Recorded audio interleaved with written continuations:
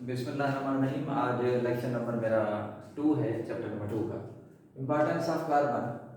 देखिए, कार्बन जो है ये बेसिक एलिमेंट है, बुनियादी अंसर है ऑफ ऑर्गेनिक कंपाउंड। जितनी नामियाती मुरक्कबात हैं उनका ये बुनियादी एलिमेंट है, बेसिक एलिमेंट है। कार्बन अपनी यूनिक प्रॉपर्टीज की वजह से इट ऑक्युपाइज, इसने जगह ले ली है, सेंट्रल पोजीशन, मरकजी मकाम हासिल किया है इन स्केलेटन ऑफ लाइफ, जिंदगी के ढांचा में इसने मरकजी मकाम हासिल कर लिया है।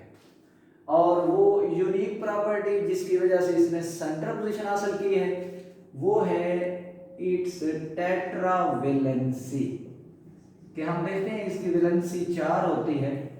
और जब भी ये कार्बन किसी दूसरे एटम्स के साथ मिलता है तो ये इलेक्ट्रॉन की शेयरिंग करता है, और ऐसे बॉन्ड को हम कोवेलेंट बॉन्ड नाम देते हैं।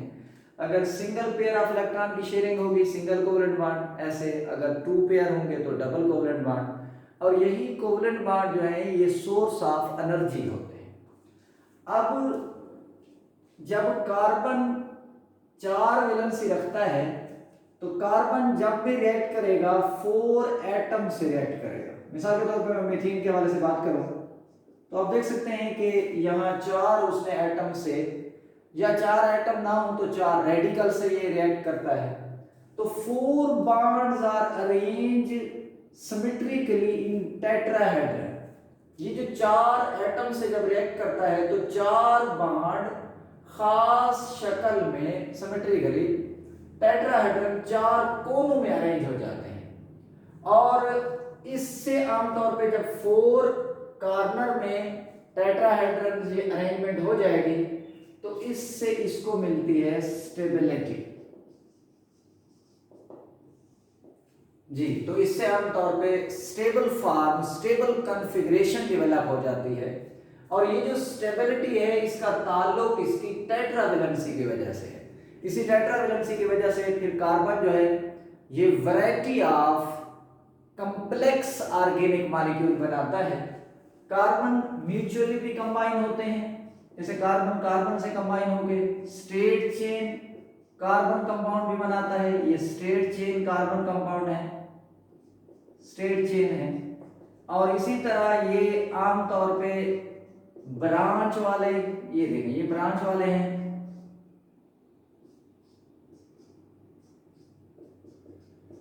ये ब्रांच वाले हैं।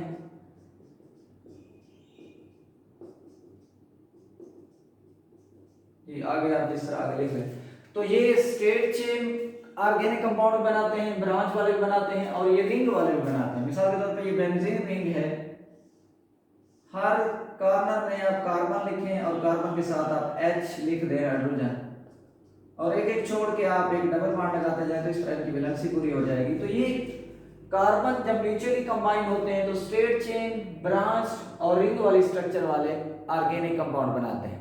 तो कार्बन सिर्फ म्यूचुअली कंबाइन नहीं होते, कार्बन देखिए हाइड्रोजन के साथ भी कंबाइन होकर बॉन्ड बनाता है, कोवेलेंट बॉन्ड बनाता है, और ये पोटेंशियल सोर्स ऑफ एनर्जी होता है। यही बॉन्ड है जिससे सेल को एनर्जी मिलती है, जैसे ग्लूकोज में मौजूद है।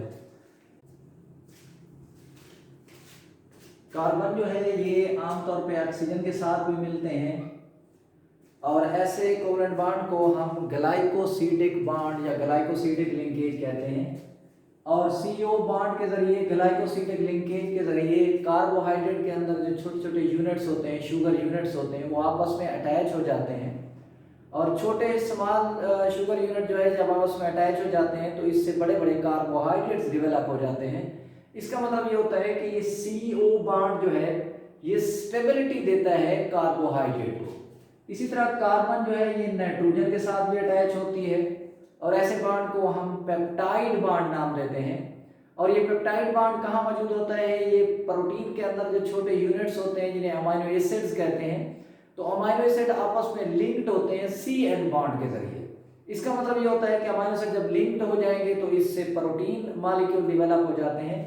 तो CN बॉन्ड स्टेबिलिटी देता है आमतौर पर प्रोटीन को। इसी तरह कार्बन जो है ये सल्फर के साथ भी अटैच होता है, कार्बन जो है ये फास्फोरस के साथ भी अटैच होता है। तो इससे डिफरेंट टाइप के मॉलिक्यूल्स बनते हैं। और जो मॉलिक्यूल कार्बन ने मोस्टली बनाने हैं वो हैं ऑर्गेनिक मॉलिक्यूल।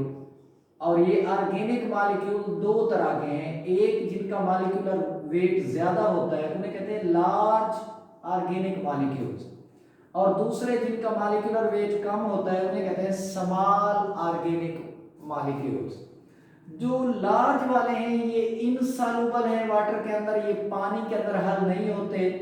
जो स्मॉल वाले हैं ये सॉल्युबल होते हैं वाटर के अंदर, ये पानी के अंदर हल हो जाते हैं। जो लार्ज वाले हैं ये स्टोरेज मॉलिक्यूल हैं, इसका मतलब ये होता है कि जब इनकी ब्रेक डाउन होगी तो इससे स्मॉलर ऑर्गेनिक मॉलिक्यूल हासिल हो जाते हैं।